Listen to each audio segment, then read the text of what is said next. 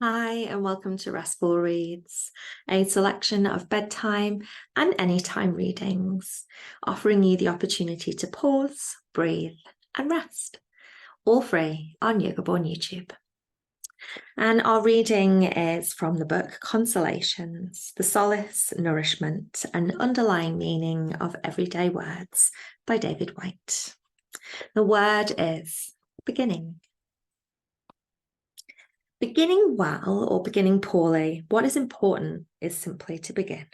But the ability to make a good beginning is also an art form. Like picking up a new and unfamiliar musical instrument, the first necessary step involves taking the time to get a simple, clear note. Usually the simple, clear note of forgiveness that comes in allowing yourself the right, at this stage, not to know anything at all. Beginning anything well involves a clearing away of the confusing, the cluttered, and the complicated to find the beautiful, often hidden lineaments of the essential and the necessary.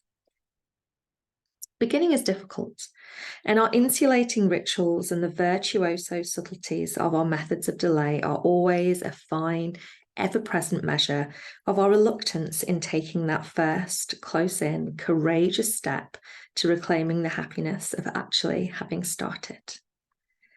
Perhaps because taking a new step always begins from the central foundational core of the body, a body we have neglected, beginning well means seating ourselves in the body again, catching up with ourselves and the person we have become since we last tried to begin.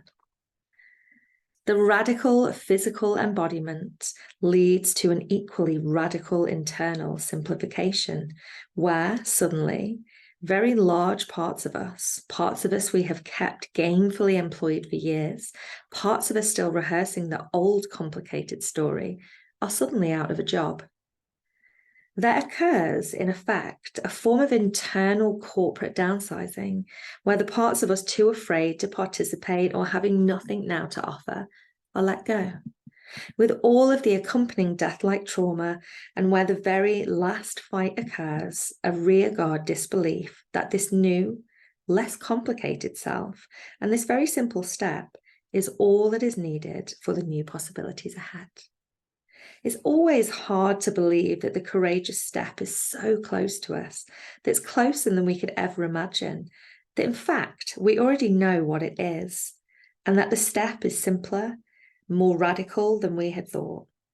Just picking up the pen or the wood chisel, just picking up the instrument or the phone, which is why we so often prefer the story to be more elaborate, our identities to be safely clouded by fear, why we want the horizon to remain always in the distance, the promise never fully and simply made, the essay longer than it needs to be, and the answer safely in the realm of impossibility.